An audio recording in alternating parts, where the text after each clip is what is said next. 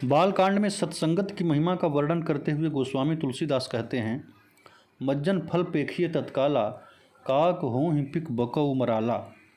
सुनी आचरज करे जनि कोई, सत्संगति महिमा नहीं गोई। बाल्मीक नारद घट जोनी, निज निज मुखनि कही निज होनी। जब कौवे में कोयल की वाणी आ जाए, बगुले में हंस का गुण आ जाए और मायाबद्ध कठोर जीव में दया का भाव आ जाए, तो उसे सत्संग का प्रभाव ही कहेंगे। यह सुनकर कोई आश्चर्य न करे, क्योंकि सत्संगत की महिमा छिपी नहीं है। वाल्मीकि, नारद और अगस्त्य ने अपने अपने मुख से अपना अपना वृत्तांत कहा है। राम नाम और सत्संग का प्रभाव वाल्मीकि ने वनवास के समय श्री राम से, नारद ने वेद व्यास से और अगस्त्य ने शिव से कहा था। महर्षि वाल्मीकि की कथा। यह जगविदित है कि महाकवि महर्षि वाल्मीकि अपने जीवन के प्रथम चरण में दुराचरण में लिप्त थे। अध्यात्म रामायण अयोध्या कांड सर्ग 6 के अनुसार वाल्मीकि ने अपना वृत्तांत श्री रामचंद्र जी से बताया था। हे रघुनंदन, मैं पूर्व काल में किरातों में बालपने से पलकर युवा हुआ। केवल जन्म मात्र से तो मैं विप्रपुत्र था, लेकिन बराबर शूद्रों के आचरण में लगा रहा। एक शूद्रा स्त्री से मेरे बहुत से पुत्र हुए। फिर चोरों का संग होने से मैं भी चोरी के पाप कर्म में प्रवृत्त हुआ। नित्य ही धनुष बाण लिए जीवों का शिकार करता था। एक समय वन में मैंने 7 तेजस्वी मुनियों को आते देखा, तो उनके पीछे रुक जाओ कहता हुआ दौड़ा। मुनियों ने मुझे देखकर पूछा, अरे अधम, तू हमारे पीछे दौड़ते हुए क्यों आ रहा है? मैंने कहा, मेरा बहुत बड़ा परिवार है, उसके भरण पोषण के लिए मुझे यह कार्य करना पड़ता है, इसलिए आपका धन वस्त्र आदि लेने आ रहा हूँ। वे मुनि थोड़ा भी चिंतित नहीं हुए और प्रसन्न मन से बोले कि तू पहले घर जाकर सबसे एक एक कर पूछ कि तू जो पाप कर रहा है, क्या वे भी इसका कोई हिस्सा लेंगे या नहीं। मैंने ऐसा ही किया। मेरे घर के हर एक सदस्य ने यही उत्तर दिया कि हम तुम्हारे पाप के भागी क्यों बने, वह पाप तो तुम अकेले भोगोगे, हमें तो भोजन वस्त्र से मतलब है, तुम चाहे जहाँ से ला कर दो। उनके ऐसे वचन सुनकर मेरे मन में बहुत ग्लानि हुई और मैं मुनियों के पास लौट कर आ गया। मुझे इस लोक से वैराग्य हो गया। उन सिद्ध मुनियों के दर्शन से मेरा अंतःकरण शुद्ध हो गया था। मैं दंडवत करके उनके चरणों में गिर पड़ा और कहा, हे मुनिश्रेष्ठ, मैं नर्क रूप समुद्र में आ पड़ा हूँ, मेरी रक्षा कीजिए। मुनि बोले, तू राम नाम का जप कर, इससे तेरा कल्याण हो जाएगा। मेरी बुद्धि और वाणी इतनी अशुद्ध हो गई थी कि मेरे मुख से राम राम निकल ही नहीं रहा था। तब मैं मरा मरा जपने लगा।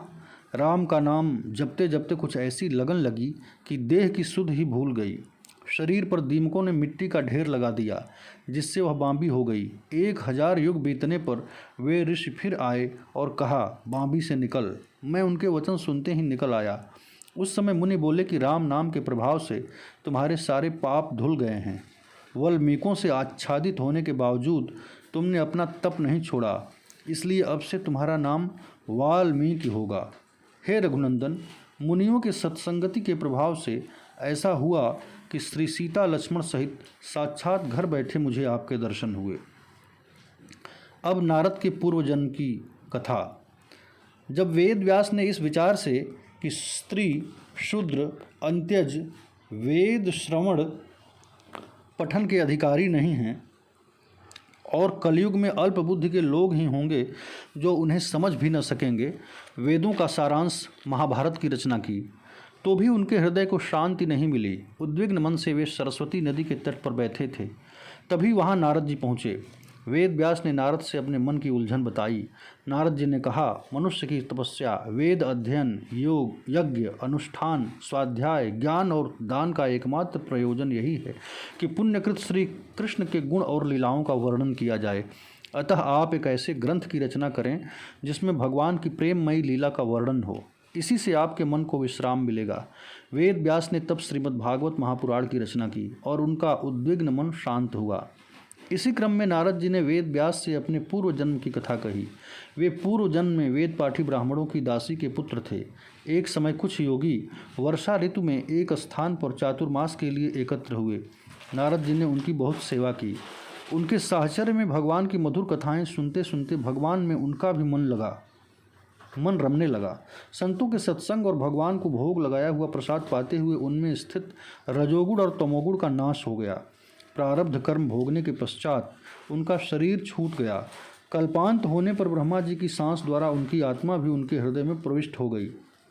1 सहस्र चतुर्युगी बीतने के बाद ब्रह्मा जब जगे और सृष्टि के लिए पुनः उद्यत हुए, तब उनकी इंद्रियों से मरीचि आदि ऋषियों के साथ नारद भी प्रकट हो गए। तब से वह वैकुंठ समेत पूरे ब्रह्मांड में भगवान की लीलाओं का गायन करते हुए विचरण किया करते हैं। भगवान की कृपा से उनकी अव्याहत गति है। यह कथा श्रीमद् भागवत में आती है। अब ऋषि अगस्त की कथा। गोस्वामी तुलसीदास ने महर्षि अगस्त के लिए इस शब्द का प्रयोग किया है, घट जोनी। प्राचीन काल में किसी समय इंद्र ने अग्निदेवों को दैत्यों का नाश करने की आज्ञा दी। आज्ञानुसार उन्होंने बहुत से दैत्यों को भस्म कर डाला, लेकिन किसी प्रकार कुछ दैत्य जाकर समुद्र में छिप गए। तब उनको अशक्त समझकर अग्नि ने उनकी उपेक्षा की, लेकिन वे दैत्य दिन में समुद्र में छिपे रहते और रात्रि में निकलकर देवता, ऋषि मुनि और मनुष्यों को कष्ट दिया करते थे। तब देवताओं के राजा इंद्र ने फिर अग्नि को आज्ञा दी कि समुद्र का शोषण कर लो। ऐसा करने पर करोड़ों समुद्री जीवों के मृत्यु के पाप के भय से इस आज्ञा को अनुचित मानकर अग्नि ने उनकी बात नहीं मानी। इंद्र ने कहा कि देवता धर्म अधर्म के भागी नहीं होते, वे वही करते हैं जिससे जीवों का कल्याण हो। तुमने इस नियम को भंग किया है, अतः पृथ्वी पर जन्म लेकर तब तक वहाँ रहो जब तक तुम वहाँ चुल्लू से पीकर समुद्र को सुखा नहीं देते। इंद्र के शाप के कारण अग्निदेव को अगस्त ऋषि के रूप में धरती पर जन्म लेना पड़ा। एक समय की बात है, उर्वशी मित्र देवता के यहाँ जा रही थी। वे उसको 10 दिन के लिए वरण कर चुके थे। रास्ते में उसे जाते हुए देख उसके रूप पर आसक्त हो वरुण ने उसको अपने यहाँ बुलाया। तब उसने कहा कि मैं मित्र को वचन दे चुकी हूँ, इसलिए वहाँ जाना आवश्यक है। वरुण ने कहा कि वरण शरीर का हुआ है, तुम मन मुझ में लगा दो और शरीर से वहाँ जाओ। उसने वैसा ही किया। मित्र को यह ज्ञात हो गया। मित्र ने तत्काल उर्वशी को शाप दिया कि तुम मृत्युलोक में जाकर पुरुरवा की स्त्री हो जाओ। मित्र ने अपना तेज एक घट में रख दिया और वरुण ने भी उसी घट में अपना तेज रखा। उसी घट से अग्निदेव के स्वरूप अगस्त्य का जन्म हुआ। घट से जन्म लेने के कारण तुलसीदास ने उन्हें घट जोनी कहा है। इससे जुड़ी एक कथा और है। एक समय निमि राजा जब स्त्रियों के साथ जुआ खेल रहे थे, तभी वहाँ मुनि वशिष्ठ पधारे। जुए में संलग्न राजा निमि ने गुरु का आदर सत्कार नहीं किया। इससे नाराज वशिष्ठ जी ने उनको देह रहित होने का श्राप दे दिया।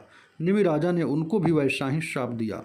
दोनों शरीर रहित होकर ब्रह्मा जी के पास गए। उनके आज्ञा अनुसार राजा निमि को लोगों की पलकों पर वास मिला और वशिष्ठ जी ने उपर्युक्त मित्रावरुण वाले तेज घट से जन्म लिया। अगस्त्य ऋषि ने मलय पर्वत पर जाकर बहुत कठोर तपस्या की। देवताओं ने उनसे असुरों के अत्याचार की बात बताई और समुद्र को सुखाने की प्रार्थना की, तो उन्होंने समुद्र का पान कर लिया। समुद्र के सूखते ही देवताओं ने असुरों का वध कर डाला। इस कथा से यह बात स्पष्ट होती है कि अग्नि इंद्र की आज्ञा में रहने वाले सामान्य देवता से ऋषियों के सत्संग में आकर ऐसे समर्थ महर्षि हुए कि इंद्र एवं समस्त देवताओं को अनेक बार आकर उनसे सहायता की प्रार्थना करनी पड़ी।